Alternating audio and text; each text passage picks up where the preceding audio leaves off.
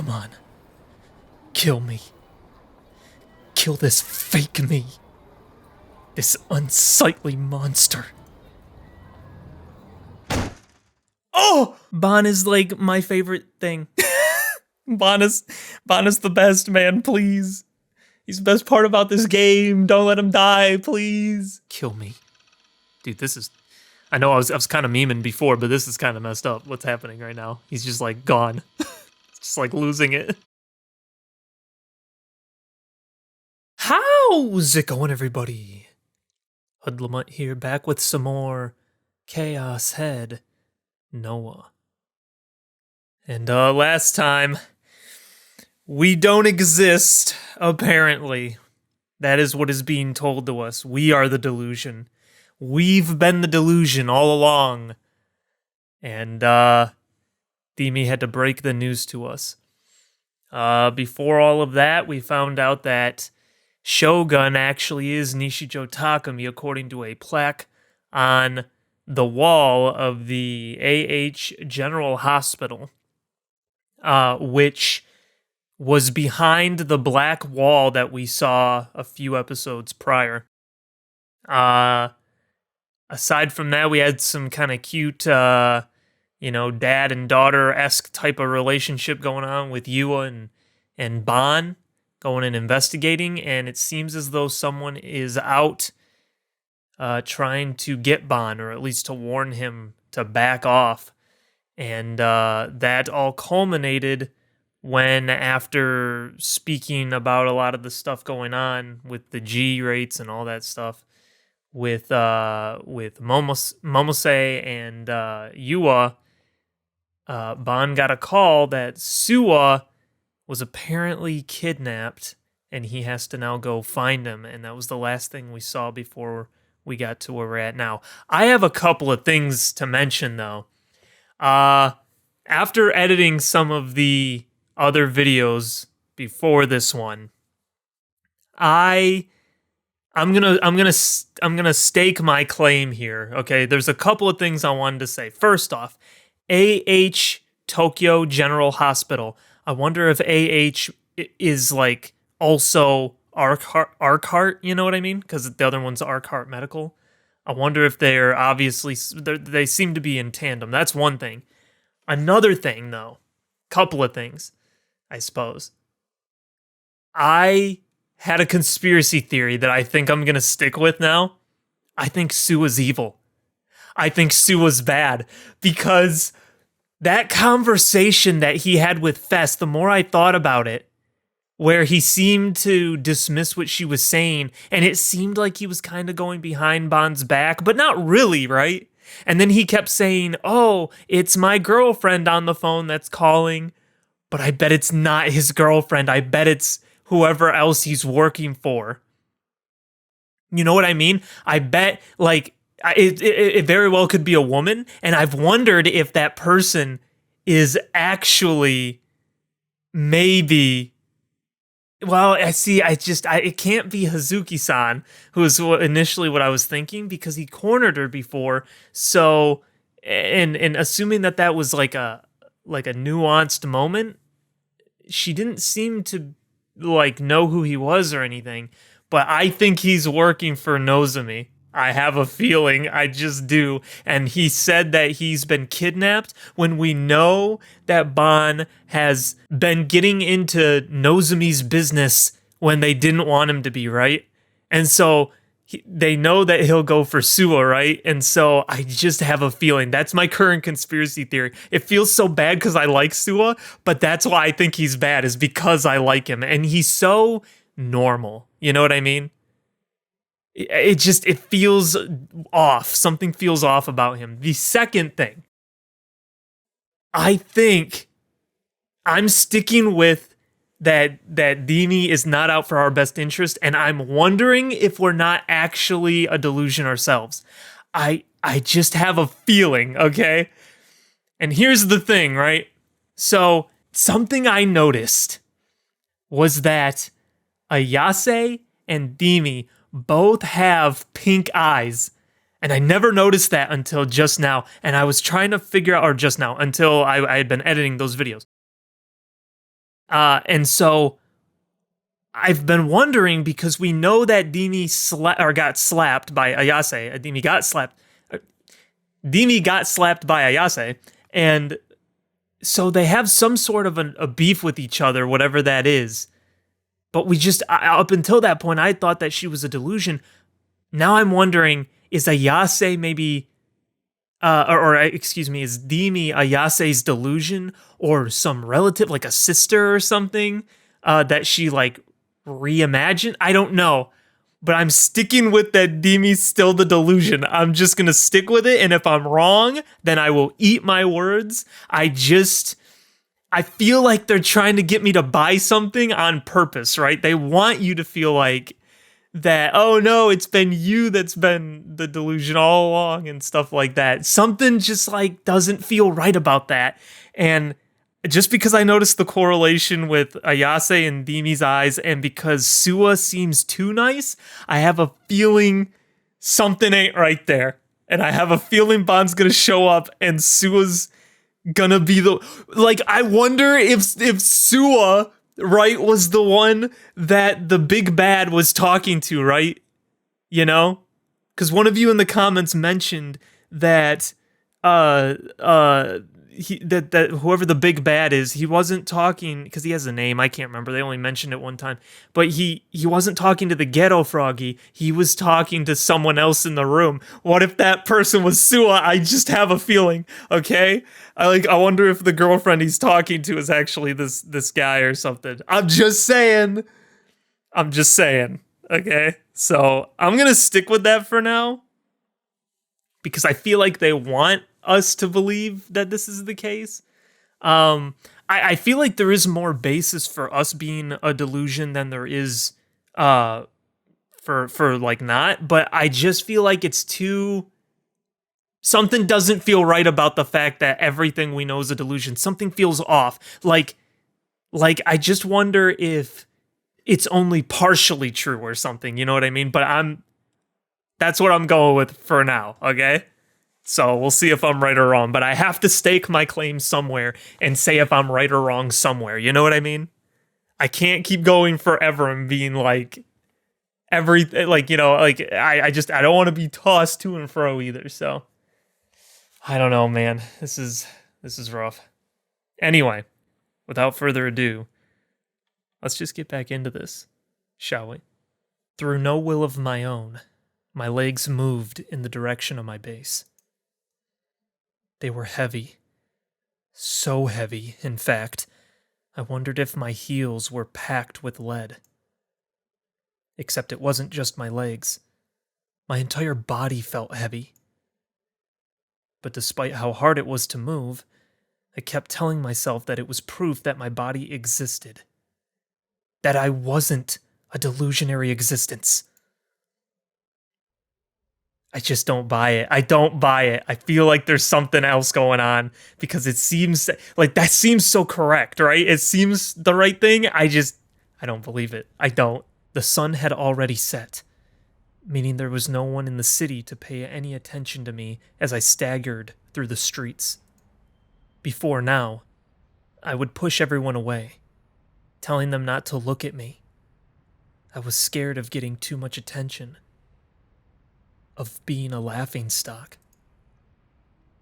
But even though I'd done that for so long, right now, I just wanted someone, anyone, to look at me. I wanted someone to see me with their eyes. I wanted someone to acknowledge that I was here. That was the Deus Ex Machina I needed. But no one did. If I randomly yelled out something, I'd probably get looks of disdain. But I didn't have the willpower to go through with that. Within my sweaty hand was my cell phone. The one I'd gone out to buy with Nanami. I only had 4 numbers registered on it.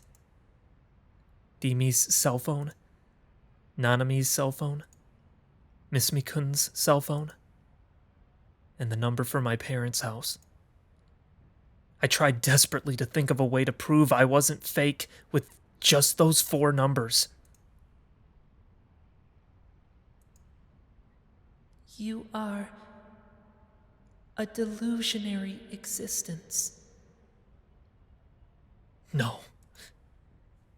I wasn't a delusionary existence. I was real. I was Nishijo Takumi. I was 17 years old. I was a second year at Suime Academy. I was in a family of 4. I was... Help me. Prove that I exist. My teeth were chattering. A clearly audible clacking sound. I wasn't cold whatsoever, and yet I trembled all the same. Save me. From the 4 numbers I had, I chose Miss Mikun's.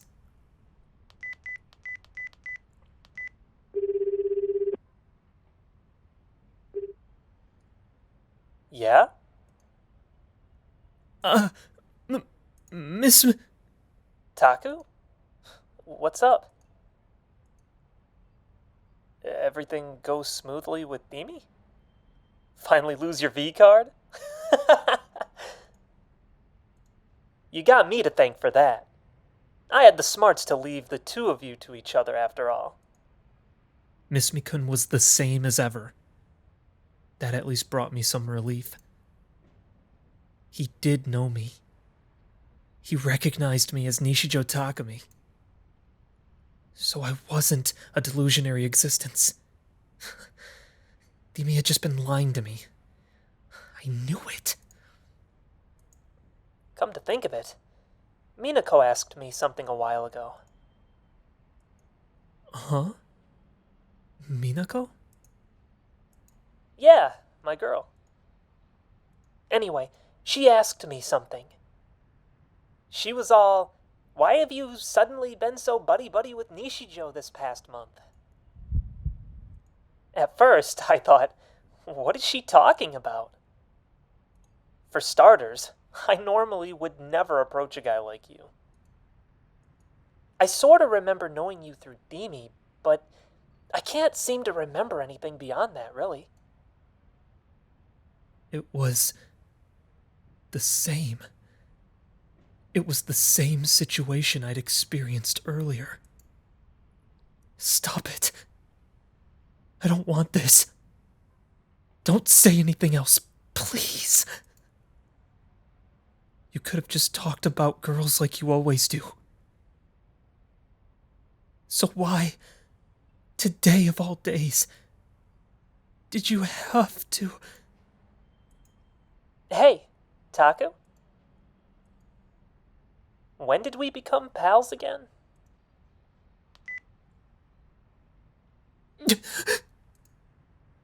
I got too freaked out, so I instantly hung up. I felt like I was about to cry, yet no tears came. It simply felt like my heart was being torn to shreds.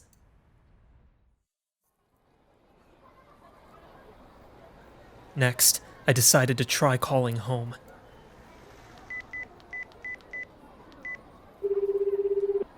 Despite how hard my fingers were trembling, I somehow managed to select the number and press the call button. Nanami had registered this one. I hadn't put it in myself, so there was no doubt the call would go through. Considering what time it was, would my dad be home? Had my mom already left? Was Nanami there? Even if it did connect, what would I even say? Hey, I'm your son, right? They would probably think I was screwing with them. That I was being stupid. And in truth, it was a stupid question. What if they said no? What if they said, our son Takami is eating dinner with his sister in the living room? What if the phone call that was supposed to prove I was real actually did the exact opposite? What if they asked, "Who are you?" As the negative thoughts continued to swell up in my mind, I grew more and more afraid. I didn't want to know the outcome. I was really scared, and I couldn't control it. I felt like I was about to go insane. My breathing grew ragged. I could barely breathe anymore. Right then, the call connected. With the phone next to my ear, I prepared myself. We're sorry. You have reached a number that has been disconnected or is no longer in service. If you feel you have reached this recording in error, please...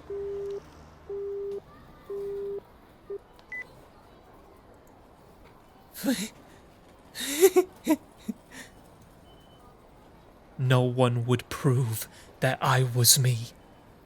There was no one that could. I wanted to die. Raising my head, I noticed Yamanote Dori in front of me, with lots of cars coming and going. Oh boy. Okay, this seems like this is red button territory, right? I could click green button because no one's here with me, right? But I don't know. I don't know. Oh, I mean, it just makes sense because he's freaking out that I should do red button, right? See, okay, but now I'm conflicted because I don't trust Dimi still, but she said no more delusions. So do I trust that or do I not? I don't know. I don't know. I feel like I should. I feel like I should not trust her. That's what I feel like. I feel like I should not trust her. But see, okay, so again, in the opening scene, we know that she kills us, but I think she does it at our behest, doesn't she, if I remember correctly? Like, it's a mutual thing that's happening, so I don't know.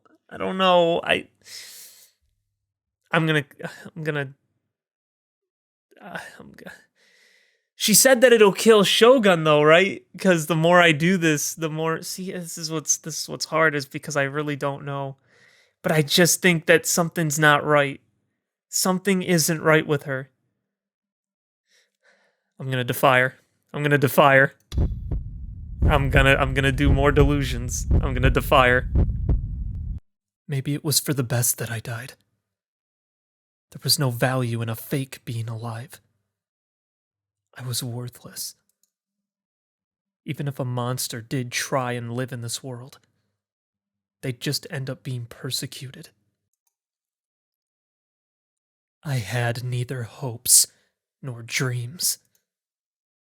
My existence itself was repulsive to people. I wanted to be freed from all of this. If I died, I'd be free. After all, there'd be no more need to think. There'd be nothing more to suffer from.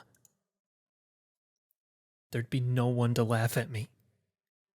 There'd be no one to betray me. I wanted nothingness. This is pretty deep, man. Wow. It's wild how existential this game is. Man, I could go on a whole rant on this, but maybe I'll save that for a different time. But I'll just leave it at, I feel this feeling. Not quite in the same way, but I've been through these same types of beats. And I will leave it at that for now. So it's very real and relatable what he's saying right now. in his own way, but so I guess in my own way, I know exactly what he's talking about. I've shared some of these similar feelings myself before. So it's like, wow. Okay. I don't know if this is the right decision, but it seems right. I brought my heavy legs one step forward. In this place free of traffic lights, I staggered onto the road. I had a feeling that salvation awaited me there. The glaring brightness from a pair of headlights, the deafening discordant noise of a car horn, the unnerving sound of squealing tires.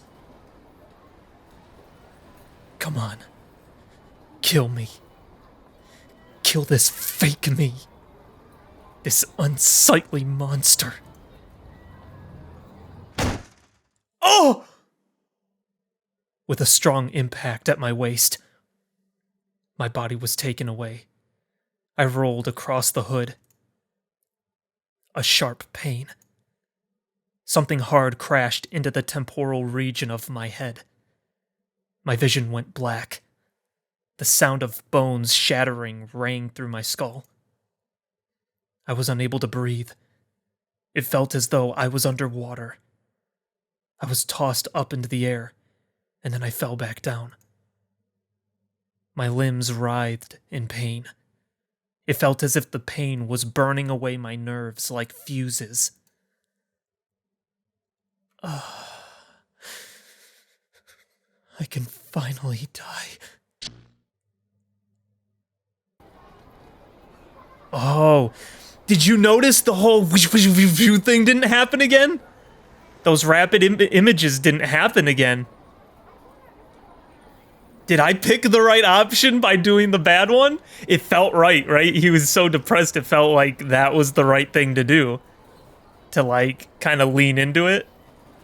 Oh, I don't understand.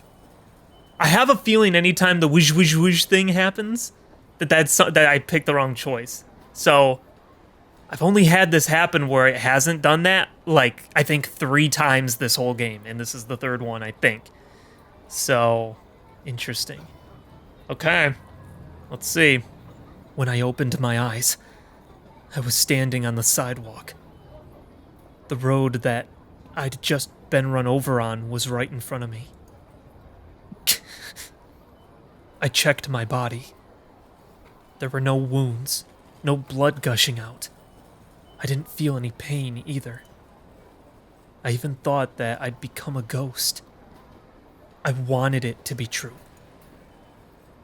But if that was the case, my corpse should have been lying in the middle of the road. Yet I saw nothing of the sort. The car that had run me over was also non-existent. Had that been a delusion? Frick! Frick! Frick! I wasn't trying to get sympathy points by showing that I wanted to die. No. I genuinely wanted to. Seeking salvation for the final time, I dove into the road. Oh! A glaring brightness from a pair of headlights, the discordant noise of a car horn, the unnerving sound of squealing tires. Come on. Kill me. Kill this fake. This unsightly monster. Ah! Is this one real? Gosh dang, we just did it 2 times in a row now, okay. With a strong impact at my waist, my body was taken away. I rolled across the hood. A sharp pain. Something hard crashed into the temporal region of my head. My vision went black. The sound of bones shattering rang throughout my skull. I was unable to breathe. It felt as though I was underwater. I was tossed up into the air, and then I fell back down. My limbs writhed in pain. It felt as if the pain was burning away my nerves like fuses. I can finally die. When I opened my eyes with a start, I was once again standing on the sidewalk. What is happening? He's like in a time loop. Why? Why did I keep escaping into delusions every single time? Ah! I raised my trembling voice to an almost shrieking scream, and once more I tumbled into the road.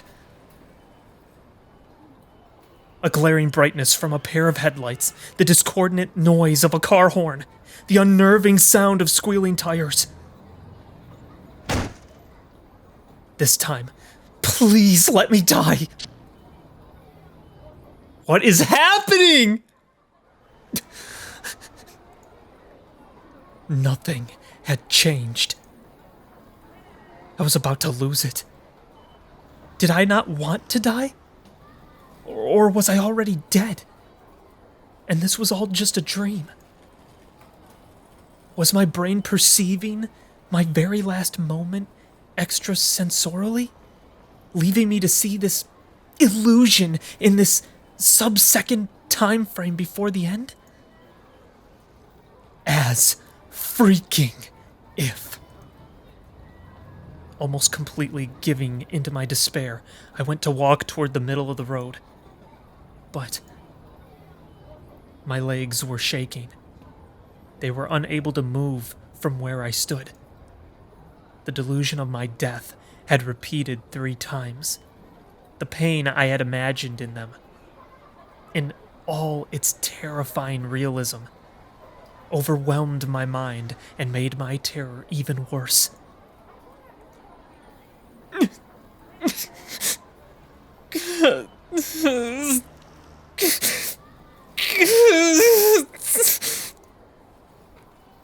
I didn't understand. I couldn't grasp my own feelings anymore. Did I want to live or die? Yo, which was it? I wanna die. I clenched my teeth, closed my eyes, and repeated to myself, I wanna die. And with that, my legs finally moved forward. Even with my eyes closed, I could tell that headlights were shining on me. The sound of the horn pierced my ears, and the squealing sound of tires got closer and closer with immense speed. Please, just run me over.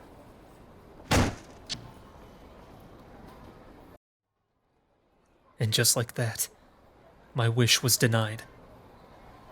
I was simply standing on the sidewalk, safe and sound. Why? I broke down crying then and there. Why? Why am I? Why can't I die? Even though I didn't want to die. Even though I wanted to be saved.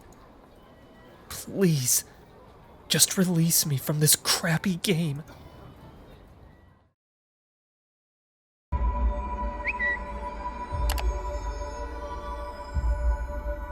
Oh my gosh, what is happening? As Sakihara Dimi walked beneath the Shibuya Station underpass, she took out her cell phone. She had walked straight here right after parting ways with Takumi. Interesting, we're in her head. She then selected the number registered in her address book as Nana-chan and placed a call. They picked up the very next moment.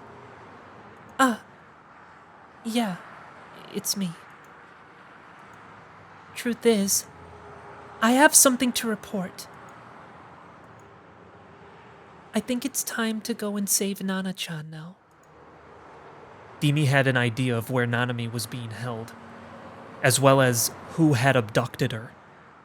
A theory she had only come to because she had been in a similar situation herself once before.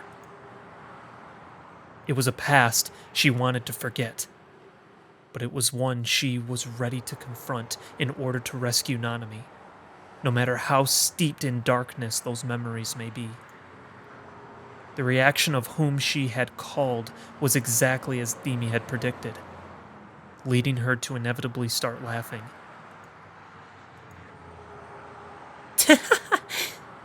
You don't trust me, do you? I'm telling you, it'll be fine. Both her voice and expression were cheerful. Not an ounce of the grim resolve she carried could be felt. To an outside observer, it would simply look as if she was having a fun, engaging conversation. Besides, that's all in the past. If I have to choose between my feelings or saving Nana-chan, I think it's pretty obvious which one I'm going to pick. Like I told you, I want to be your strength. But also, I don't want to drag Taku into this. As she said that, Dimi's expression clouded over. Hey, is it okay if I tell you something? It won't take long. I told Taku a lot of awful things. And while I know it's selfish to say this after everything I've done, all the time I spent together with him, it was all really, really fun. Even though it was all make-believe. Even though it was all steeped in delusions. My school life. Taku and I going to that school. Being friends with Daichin. Me trying hard to stay by Taku's side. And even Taku's existence itself. Little by little, Dimi's pace slowed. Multiple strangers passed her by. Taku is so helpless, weak, and pathetic. He's the kind of boy a normal girl would never even look at, let alone go near. As she spoke, she squeezed the hand she held the cell phone with.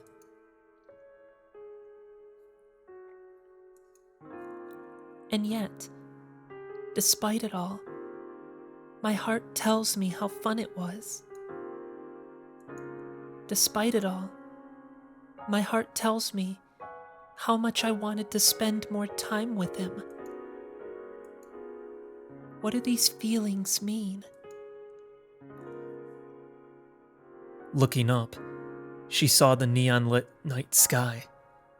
No stars were in sight. For an ephemeral moment, Dimi stood beneath it.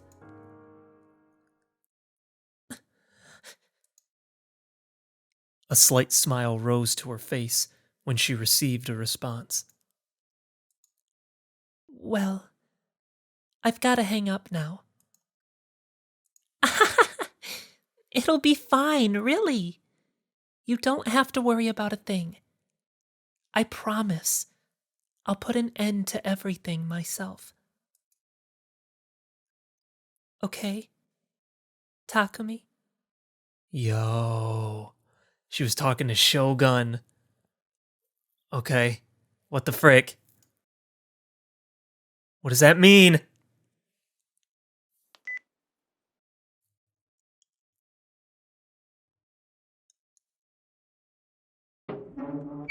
What does it mean? Having lost all of my willpower, before I realized it, I found myself back in my base. I didn't know how I'd gotten here after failing to die at Yamanote Dori. My memory was hazy. This container. Who put it here? And how? It was something I'd never even thought about until now. But now that I couldn't help but notice how odd it felt. The more I thought about it, the more the feeling encroached upon my mind. The moment I closed the door, the room went pitch black. Leaning against the door, I simply stood there, still as could be. Inside the quiet room, all that could be heard was the sound of my shallow breathing and the hum of the fan inside my PC. I thought that maybe surrounding myself in darkness would make things easier. since I wouldn't have to be conscious of my pitiful self. But it had the exact opposite effect. Unable to see anything, and with nothing else to listen to, Dimi's cruel words from before repeated endlessly in my mind. You are a delusionary existence.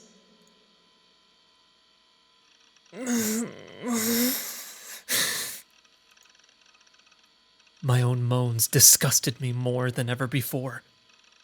I even felt nauseous. I was already a disgusting freak even before all this. But if my very existence itself was warped, I was already beyond saving. I wanted to disappear completely. As I tripped over the trash scattered across the floor, I stumbled my way to the end of the room. I turned the lights on, scaring away the dark. I then grabbed the Seiratan figure, post-awakening version, that just so happened to enter my line of sight, and sat down in my chair. I brought her close to my chest. She was really small, and she was really hard too. She didn't breathe, nor did she speak. She didn't have the warmth that a 3D girl had. Oh, frick. Oh, okay. Do we feed him the delusion or do we not? Bro, I think we don't. I think we don't feed him the delusion. I think we feed him more despair, personally. For some reason, it feels correct. I don't know how to explain it, but it just does. I don't know if it's right, but it feels correct. I'm going to click it. I feel like we got to keep feeding him more despair, you know what I mean? Despite that, she was all I had left. Dimi had left me. I didn't know where Nanami was. Senna had attacked me. Kozupi hadn't protected me. Yua was my enemy. And Ayase was hospitalized. These were the only girls I knew the names of, and none of them would do anything for me. Reality was harsh.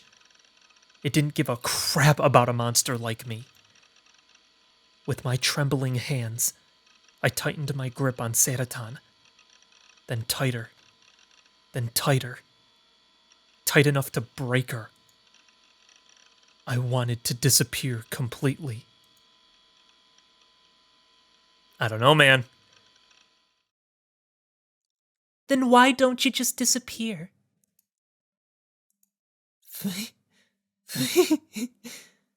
Okay. I'll just disappear.